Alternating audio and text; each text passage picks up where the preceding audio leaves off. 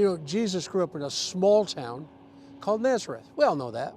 Well, where's Nazareth? Looking across the sea, just over here, you can see a cliff. If you walked up past that cliff, on over to the other side, and then on another, 25 kilometers, 15 miles maybe, you'll come to a town, small town, called Nazareth. So he actually grew up not that far from here.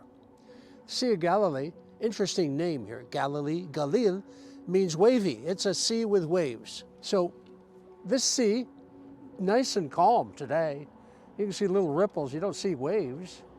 Would you believe that when there's a storm, sometimes the waves here can get 2 meters high, 6 feet high?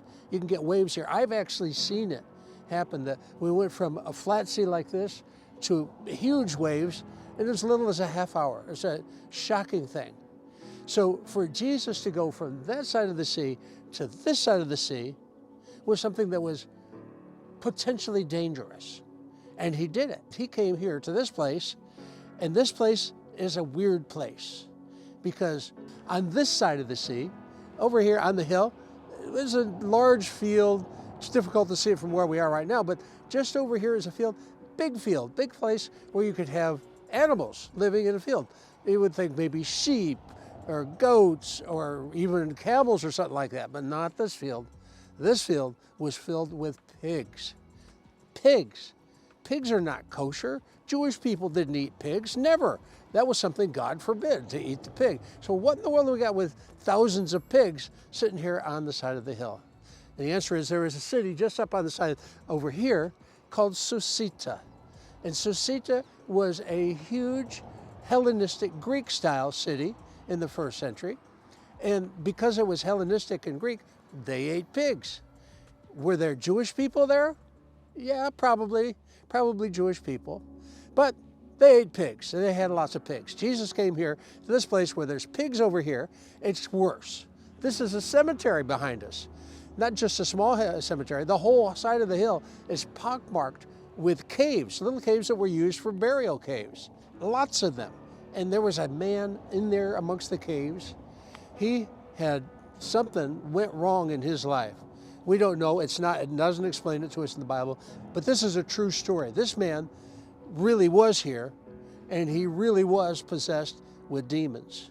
And he came out of there, he's been tearing himself, he's been destroying the property. It said they tried to bind him with chains, and he simply broke the chains with terrifying strength.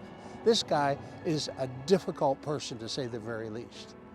So Jesus comes all the way, a dangerous journey, across the sea, lands here at a place where it's hard to land here, climbs his way up here, probably about where I'm sitting right now. Here comes the guy with the demons, and Jesus sets him free, turns him loose. He speaks to the demons. He actually asks them, who are you? And the demons answer, Legion, for we are many. Do you know how many legion is?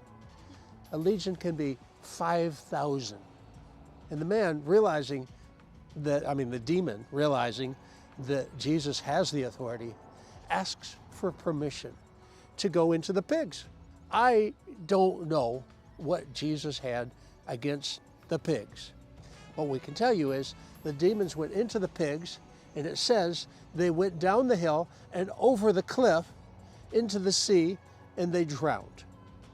Well, right behind us, we can see the cliffs, and sure enough, when the water was higher, and it was higher in that time, when the water was higher, they could have come down that cliff, fallen off of that cliff, and they would drown. The man is set free. He's no longer possessed by a demon. And do you know what Jesus did? He told him, go back to the city and tell them what happened to you and what happened in your life. He literally sent him off as an apostle. That's actually a definition of an apostle, one who is sent out. The first apostle in the New Testament was the man who was possessed of a legion of demons. And that was who this is.